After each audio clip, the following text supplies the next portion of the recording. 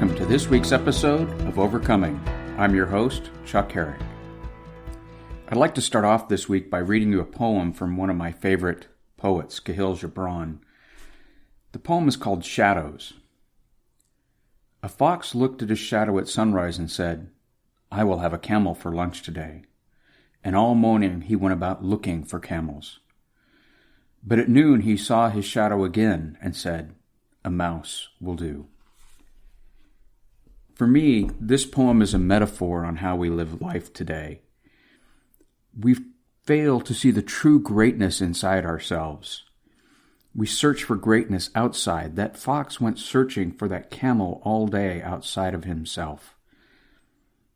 And yes, you can say the poem is also a metaphor for understanding that it's the little things that matter. But I'd like to talk about how we truly see ourselves and how we can come out of the shadows and be the true, full, and greatest person that we can see. You see, today, what we see when we wake up in the morning, we have this great view of ourselves like that fox did. He woke up and he saw that shadow and saw a camel. And he saw the true greatness that was inside of him. Unencumbered by what the world said, he saw what he could truly be. Yet midway through the day, he saw just a mouse. And I think that really represents what we see. When we're young, we have these great ideas, this passion of what we want to do. But as we go through life, we get beaten down. We start to see things from a different perspective. We start to believe what other people tell us, that we can't have that. And we start to judge ourselves by how we see other people. And we stop seeing the true beauty and greatness that is inside of us. And what I mean, if you think about it, most of us look and we have this star fixation on actors and singers, and we go, oh, if I only had the looks of Brad Pitt, or if I only looked like Antonio Banderas, or if I only had their money, then I could do all these great things. If you look at what advertisers have been selling us, they've known this for a long time. They will say, if you drink this drink, you'll have all these friends and get all of life's problems will go away. If you buy this new thing, oh, you'll be so happy. It will take care of all your issues. You know, it reminded me once when I was a kid, my youngest brother wanted this one toy for Christmas, and he said, "Mom, if I can just get this one toy, that'll be it. I'll never ask for anything ever again." Most of us have had something like that in our life by one of our brothers or sisters, or maybe we've even done it. And 4 months later, that toy was forgotten, and my youngest brother was on to something new. Or we look at the common thing we see today, these influencers, and oh, look at their life. It's so beautiful. And we look at these, what I want to call fake lives that we look at. It wasn't too long ago, I remember watching, there was an influencer who faked a vacation. She just went into an IKEA store and did all this photo shoots inside there and made it look like she was on some exotic vacation just to see how far she could push that. And then you look at what we do with advertising today. None of us can look like that. How many of those things are digitally altered? I mean, some hilariously where they'll take out a person's limb or they'll make one arm so small compared to the others. But that's just not real. I mean, we look at that and think, oh, if I can do this or I'll have that, I'll look just like that. They don't even look like that. It's not real. And we keep buying into this myth that if I just do this, if I have the bigger house, the bigger car, I'll be a much better person. And we start to settle for that and believe in that. And it's really unfortunate. When many people think about if I can just have a better life, the first thing that comes to mind for most people is money. If I have more money, it'll solve all these problems. If I get this new job making X dollars more a year, it will solve all my problems.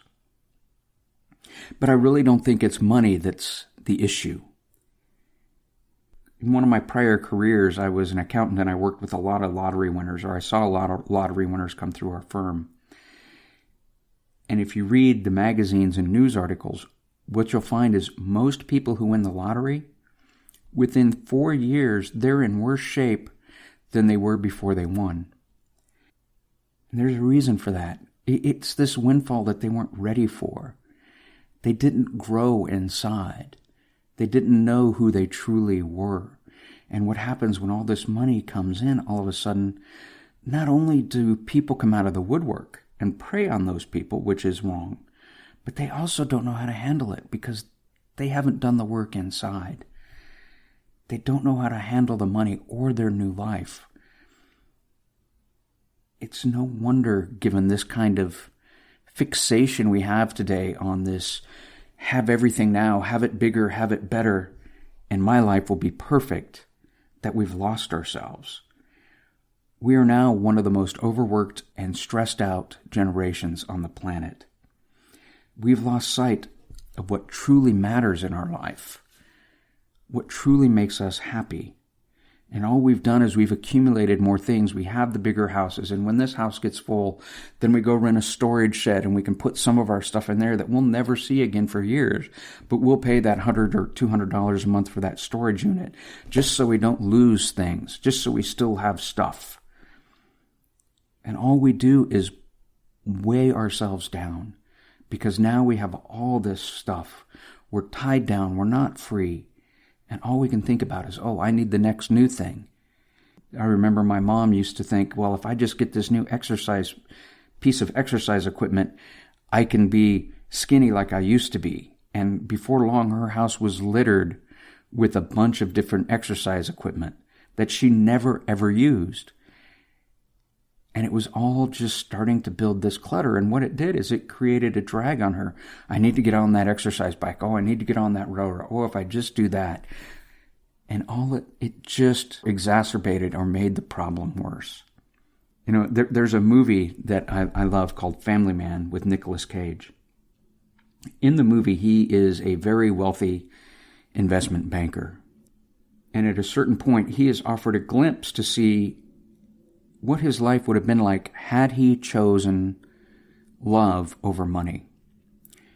And in this, he goes back in time, or he goes to an alternative reality, and he sees his life, what it would have been like.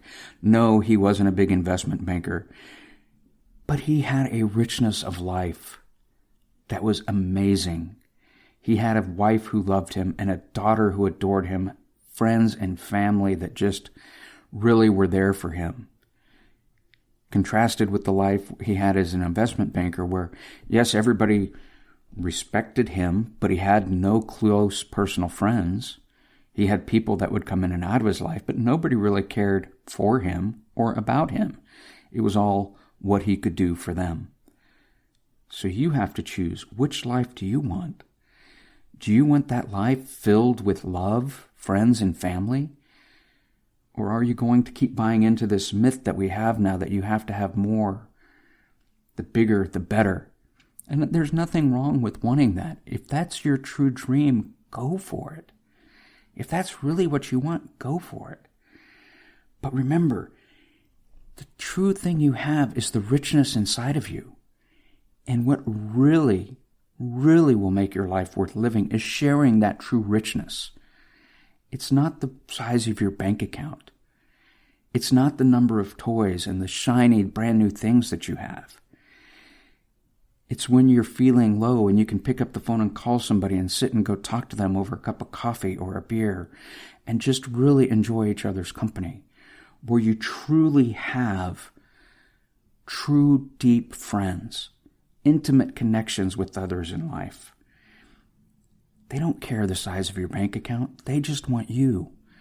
They want the honest, full you. They want the best for you also. That's what we really need to work on. So what is it that's inside you? What is it that you truly want to do? Who are you?